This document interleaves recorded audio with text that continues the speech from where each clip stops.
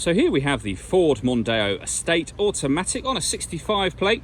I'm going to start off by showing you around the outside of the car, and then we'll hop in and run through some controls on the inside. But from the outside you can see it's a 5-door car with alloy wheels. Let's start off inside the boot and then work our way around the rest of it from there. As we approach the back of the car, you can see we have reversing sensors, loads of boot space as well, along with that 60/40 split folding rear seat should you wish to increase this space even further. Okay, so we're just going to work our way back round to the front of the car and then we'll hop in and run through some controls on the inside. But now that we've done a full circle of it, you can see it's in excellent condition the whole way round. Just briefly before we climb in, I think it's well worth seeing the interior from this exterior point of view. There's plenty to run through on the dashboard, so let's hop in and we'll do that right now. Okay, now that we're inside the car, we're going to start with the dials. On the left-hand side, we have the rev counter and coolant temperature gauge, and on the right-hand side, the speedometer and fuel gauge. In the middle at the bottom, you can see it will show you what gear this car is currently in. So we're in P for park at the moment. And then within that main computer section, in the bottom right-hand corner, the total miles are being displayed for the car, and they are 78,829. The information displayed above that can be changed using buttons on the steering wheel. So you've got various different bits of trip computer and fuel economy information available to you, and you can leave any of those displayed up there permanently if you wish to. And the buttons I was using to do that are just here on the left, beneath which we have cruise control and speed limiter. Over on the right hand side we have stereo and phone controls.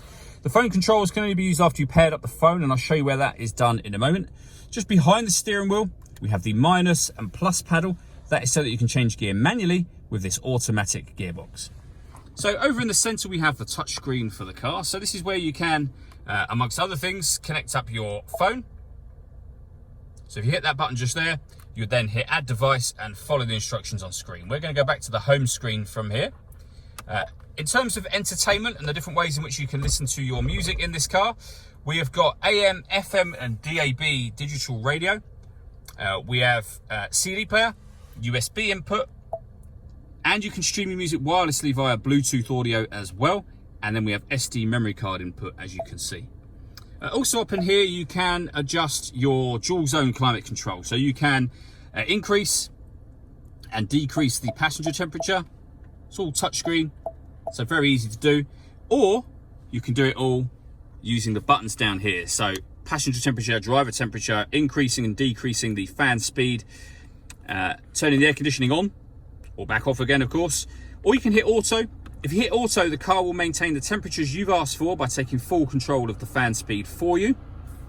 You can hear it doing that in the background. You can override that whenever you wish to. We have a heated rear screen and a proper heated front screen as well.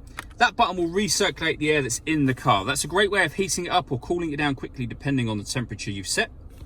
Under that we have a 12-volt charging socket, the gear lever for the fully automatic gearbox with an electronic handbrake. That button turns the parking sensors on and off. This one turns off the stop and start. This car is designed to cut out when it's stationary in traffic to save you fuel. That system is now off. And all the way back in the central armrest, we have the SD memory card input, USD input, and a 12-volt charging socket. All that leaves me to say is thank you for taking the time to watch this video. If you'd like to come and see the car for yourself and have a test drive, please feel free to give us a call here at Glenbourne's. We'd love to hear from you soon.